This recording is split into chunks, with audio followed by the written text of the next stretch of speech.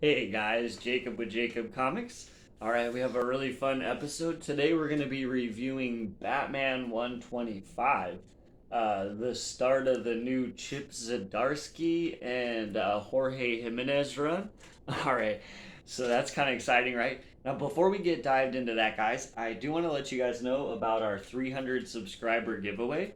Now, when we hit 300 subscribers, oh, wait a minute. Oh, okay. So we've already hit 300 subscribers, and we're going to be giving this book away on Saturday, June or July the 9th. And so you have, a couple more days to like, comment, subscribe on all the videos that qualify for the contest. I do not mind at all. Go ahead and comment on all of them if you want. And yeah, that'll probably give you the best chance to win. And we'll be giving it away on Saturday. And I wish you guys all the best of luck. Now let's get dived into the review. We have Batman 125, and as always, we have a couple things to cover before we go ahead and get completely dived into the issue. Now, first off, I do want to let you guys know we're going to be going heavy into spoilers. So, if you don't want to be spoiled for Batman 125, that's your warning. The next thing is we always have to shout out the creative team because without the creative team, we wouldn't have a comic book, right? So, on this issue of Batman 125, we actually have a new creative team. And so the writer is Chip Zdarsky, the artist is Jorge Jimenez, the colors are done by Temu Moret, and the letters are done by Clayton Cowles. And Jorge Jimenez did the cover as well on the one that I have. And we'll get started here at the beginning, and it says another time. So I'm assuming this is kind of like a little bit of prequel, kind of, because as we see, Alfred's still alive here, and the artwork in this, like, look at this. So you got Alfred still there in the Batcave, and if you look really close too, see like the bat car in the background, and yeah, it's super super detailed. And then it's kind of Batman's having a bad dream about a bunch of jokers taking him out. I kind of wanted to show this one too, back to back pages. I'm sorry guys, but check that out. Those three really creepy jokers, but it's just a nightmare. And so Batman wakes up and he's like, to use my subconscious to piece together a mystery. The mystery is my future. And he calls Selina, and he's like he's wondering if everything's all right with her. I think he's kind of thinking about Selina. Maybe he misses her. Unfortunately, there's another guy in the background named Valmont, and Bruce kind of overhears him on the phone, and then he just says, "I've got to go." And he thinks it's clear my mind needs to let go of the past, and there's a murder on the loose. So the future can wait. The present needs a firm hand. The city needs me to go to work. And then we see uh, Gotham PD on scene where a bad guy has taken hostages, and Batman's arriving on scene, and he takes care of the guy real quick, throws him out the window. Of course, the guy is hanging onto a rope, so he doesn't kill him, but he does unfortunately arrive too late, and this bad guy has already killed his victims, and so Batman's he's pretty angry, and he grabs the guy, and he's like, "Who sent you?" And finds out that it's the Penguin, I believe, because then we get some Penguin monologue, and he's like, "I've never been like them. The elites, the wealthy, born with silver spoons firmly in their mouths. They sit above us, profiting off us, indifferent to us, destroying the world, never knowing a hard day's work in their lives. But I'm like you. I earned what I have, scraped and crawled, hacked and slashed for my piece of the pie. I'm the American dream. I'm killing anyone in Gotham who has inherited over $5 million unless they give that money away to the people of this city. If you die, and your family inherits your money, I'll kill the family. My name is Oswald Cobblepot, and I will melt the silver spoons while they rest in your mouths. And Batman kind of thinks about that. Ludicrous. The Penguin was born into wealth. He's twisting the truth, trying to get Gotham on his side. As Tim Drake comes walking up, and we know it's Tim Drake because they kind of name him at a certain point, and Tim's kind of he's still Robin at this point, so it's like I said, it's kind of a little bit of prequel sort of, and so we get Batman and Robin kind of talking to each other, trying to decide how they're gonna attack the Penguin and what they're gonna do.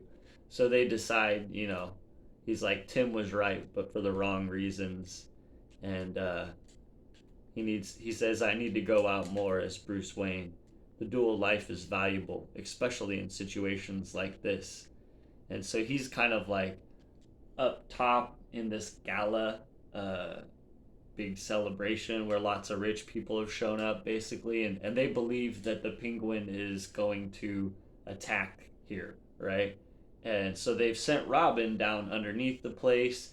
Batman seems to think, it's pretty likely that Penguin's probably set up some gas or something down there. That's what he always does. So Robin's down there checking that out, and he finds it, and he says, "You're right as always. The boiler's been fitted to push out gas shortly."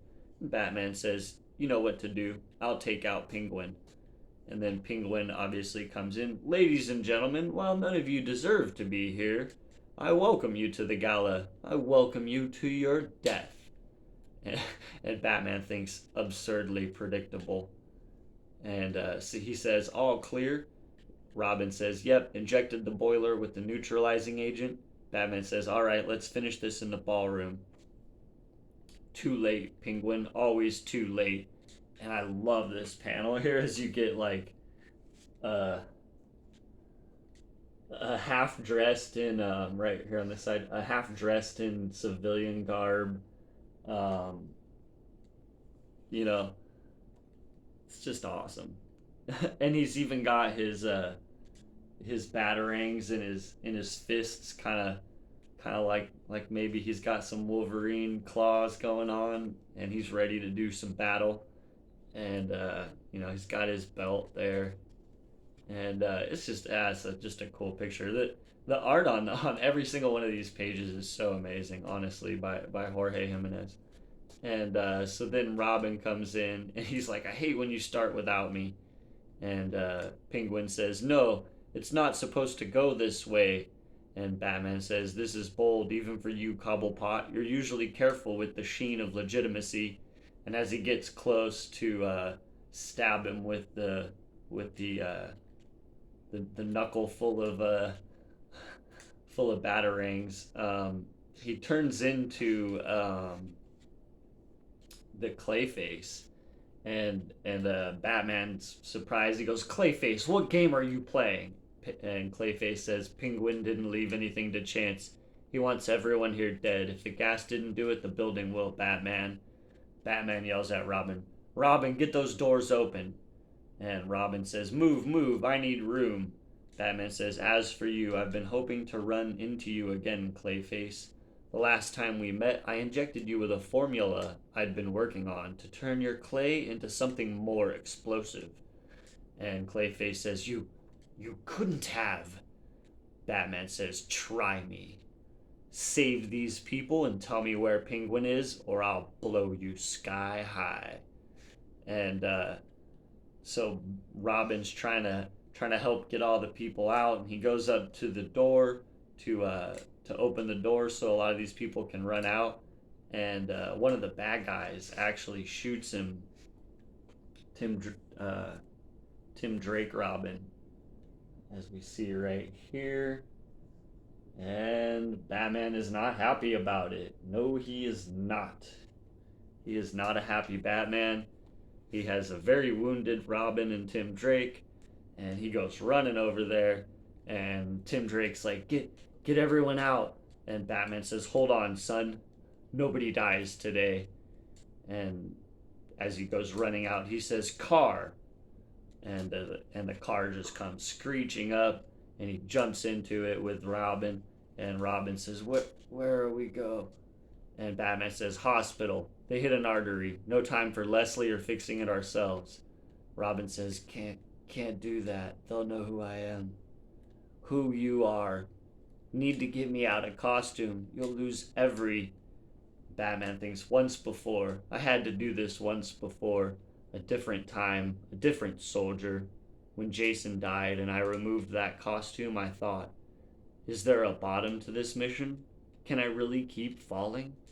I almost stopped that day, let the world know that I was Batman, that they'd lost a hero in Jason Todd. But the mission, the damned mission. And then we see Batman's actually, he's found out where Penguin is, and Penguin's in the hospital, and the Penguin's doctor's saying, I don't think he's going to last the night. And Batman says, you've made a lot of bad decisions over the years, but this one was the worst. Clayface gave you up. It takes more than your goons to murder one of my men. Why'd you do it, Oswald? You've always skirted the line. But this? And Cobblepot says, if you can't tell, I'm dying. Mercury poisoning. I can't catch a break, unlike you and the other billionaires out there. Batman says, I'm no billionaire. And Cobblepot says, please, if you're not, then you've clearly got some sort of sugar daddy. And Batman says, you come from wealth, Cobblepot. I'm no billionaire and you're no self-made man. Cobblepot replies, you know damn well what I mean. None of the elite ever gave me the time of day. My whole life I was surrounded by guys like you, rich punks. It all came easy to them, but not me. I earned everything I built. My empire, the Iceberg Lounge, everything. And they still looked down on me. And now what? They get to live while I... It's not fair. Batman says, life isn't fair, Cobblepot. You killed good people. People like Colin Fitzroy. He was a kind man. Generous, everything you're not. Cobblepot replies, oh, please. You say that because you're one of them, because you walk in a world of masks, while the rest of us slobs get to experience what's underneath. Fitzroy was the worst of them. He'd gamble at the Iceberg, pawing at women, insulting my staff. You're so out of touch. You dress like a bat, and it's still not the most out of touch thing about you. Batman says, you're no man of the people, Cobblepot. Unless these people are prisoners, your final delusional days will be in the bed behind bars. Cobblepot says, I left you for last, you know. You hear them? The sirens, all your allies, your enemies, the Gotham police. You're last on my list, Batman. Unlike the rest, I never could kill you. But I can end you. As he takes a cyanide pill. And Batman's like, no, I walked right into it. Was it cyanide? Get him. And in comes running the nurse. And Batman thinks witnesses both inside and out to the Penguin's last stand. And Oracle says, Bruce, are you there? Bruce. Batman says, I'm here, Oracle, just grabbing a 2-minute nap. Oracle says, sure. You holding up with the whole Batman is a murderer talk? Replies Batman. I'm fine. Penguin grossly overestimated the damage that could cause. If anything, it's helped me. Criminals are more scared. Crime is down. Oracle says, you haven't visited Tim in the hospital. Batman thinks something is wrong. An itch in my brain, a mystery just out of reach. Oracle says, Bruce. Batman thinks, I'm lost. And then it comes back to now, where we're at the Batcave, and there's like beep, beep, beep sounds, and it says complete activate, and up from the bottom of the Batcave, like in the water, comes this this cylinder tube that holds this guy, and it says "fail safe online." So like cameo appearance, I guess. It's just that one panel, kind of the two panels of a cylinder tube that he's in, and then that panel of him right there. It says "fail safe online," and next the good soldiers.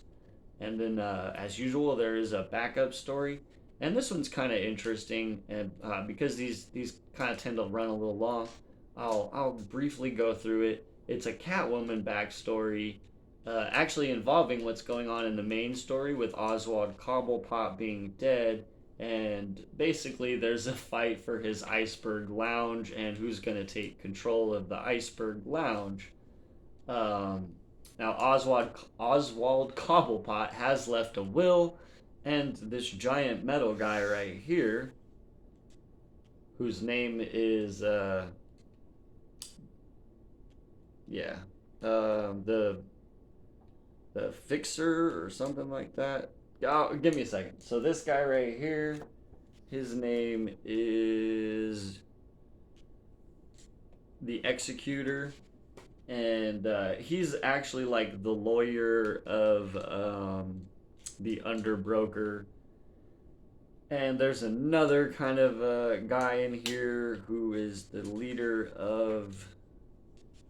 She says it right earlier. Sorry. Just a lot of bad guys, basically. The Yakuza. So there's just the Yakuza are involved. And then the main point, though, is that Oswald Cobblepot has left a will, and this guy, the Executor, is his lawyer, and he has the will, and they're going to be reading the will in 7 days. However, he needs to find these 10 people who are supposed to be there.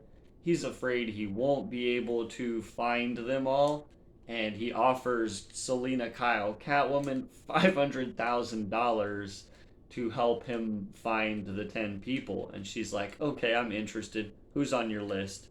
And he says, "Apparently Mr. Cobblepot was a rather beloved gentleman. The 10 people I need you to find are his children." If you see the look on her face, she is pretty shocked that that's the 10 people he was requesting to help her, for her to help him find. So that actually kind of sounds like an interesting backup story. We're gonna have Selena Kyle on the hunt for Oswald Cobblepot's 10 children. Apparently he's got a bunch of kids. Uh, all right, guys. So yeah, that was Batman 125. Man, the Zdarsky. I'm kind of like, I still don't really know what's going on. Totally, obviously, it's the first issue, um, but it started off really strong. I definitely am like kind of interested in why we're telling this, why we're going back in history a little bit and then coming back forward. Like, what I'm curious to know what his plans are, how he's gonna tie this all together. Obviously, he has an idea, right? Um, the art by Jimenez, like, blows me away. I'm loving it. He nailed the dark Batman, that the kind of the darkness that you need, and the the overall gothic kind of feel that you need for a Batman title, while at the same time being very, very detailed. And I love the way he draws cars. Like, that's a really hard thing to pull off, and he's got a lot of cars in here. And I mean, as you guys know, Batman's got some pretty cool vehicles he drives, right? He's got the Batmobile, and the Batwing, the whatever you want to call it, his Bat plane. And yeah, to have somebody that's just like drawing them like awesome looking, like, man, it's cool. Just yeah, I gotta give Batman 125 a thumbs up. The new creative team has nailed it right now. Um, yeah, I don't know. It even says a new era begins. So I don't know. It's kind of exciting. I'm excited about it. I have high hopes that the run's gonna be good. I also one of the things too that's I think bothered me a lot with the backup stories is that they didn't feel like they were tied in to what the story and you know what I'm saying the main story was, and so it's really nice and that this backup story is actually also written by Chip Zdarsky. So he's writing the front story and the backup story. That's because now you know what I'm saying. There's a cohesiveness to the comic book. We had that front story that was kind of saying told what was going on with Batman basically, and we got a backup story with Catwoman who's also dealing with the kind of the same things that are going on with Oswald Cobblepot's death. And yeah, man, I just thought it was cool.